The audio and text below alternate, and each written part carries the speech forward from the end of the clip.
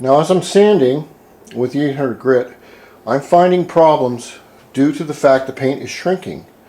Because you remember 2 days ago, and I've done this already, I blocked all these out and got them totally smooth. Now before we do that, this is the 800 sandpaper right here. Okay, it comes in a sheet that's twice as wide as this, out to here. What you want to do is fold the sheet over, alright, and then crease it and break it.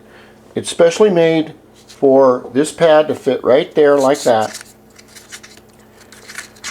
If I can get this to go, like this, and like this.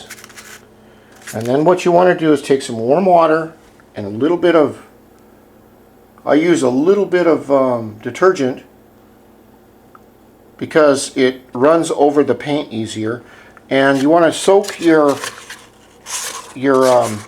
sandpaper in there for like 10 minutes.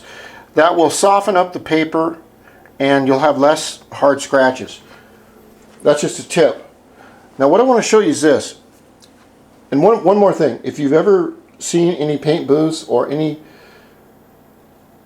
paint shops, professional paint shops on YouTube, you'll notice one thing. The paint booth has a whole shitload of lights in it. Okay?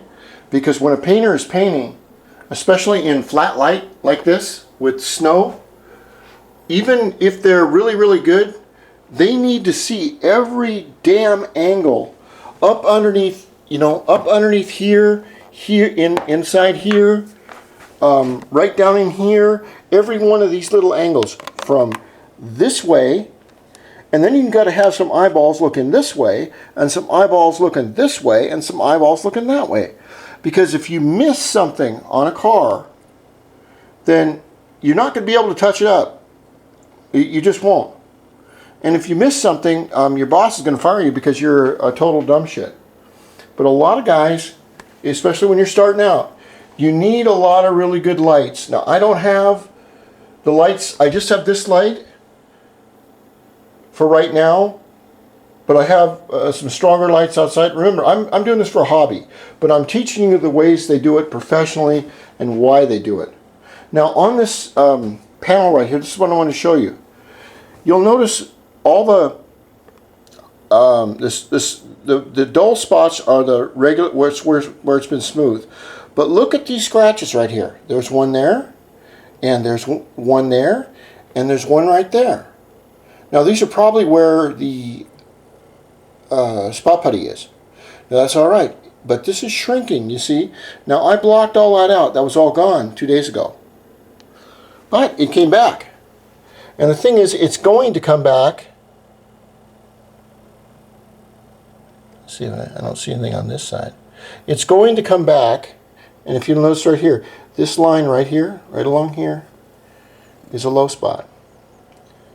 Okay, now generally we don't sand the paint at all. The reason for that is, I'll show you. It's on this side. Remember the golden rule of painting. Stay off the damn edges, okay? The edges are the thinnest part right there. You see that? Now with this, and you can see it's starting to get thin right there too. What you want to do is you want to do your flat panels first, and you don't want to sand in one place all the time. All right, you remember, you're sculpting, you're doing a work of art. You have to think of it as art. Some people like to turn on a bunch of music. The old painters in the old days, when all they had was alkyd enamel, they were all drunks, and they claimed it was because the arsenic in the paint made them real thirsty, which arsenic does. But on the other hand, if you do have a couple of beers, some people, it relaxes their artistic side, so they can get more into their artistic side, so they're not so tight about everything. Now if you look here, and this is just more tips, you can see where it should be high and low spots, but there's a problem here, and that's okay, that's fine. But if you look down here, that's where I didn't sand enough, right there. And these spots that are going to show, right here, they're only going to get worse. Now, after you clear it, what happens is the clear sinks into the paint, and you'll have a low spot in the clear. And generally, once you polish the clear out to where it's a mirror finish, the clear will reflect back a mirror finish. It won't reflect back any orange peel. Now here's another problem that I had. Right here, as you can see that little divot right there. This is where a paint can accidentally hit. I had the paint can like this and I was aiming over here and I was spraying and it went bonk right there. Well, that's it, nothing you can do about that. You just have to sand that out or stop. This is one big reason that when you go to, if you look on YouTube and you look at the painters, when they're in the shop, they always have their air cord behind, with one hand behind their back. That's so that cord does not accidentally hit along any of the paint surface, because it leaves a hell of a looking rip and there's nothing you can do. You can't wipe it off, you can't do anything. Can't do a damn thing with it. So I'm going to sand this down a little bit more and then paint it. And I've already gone out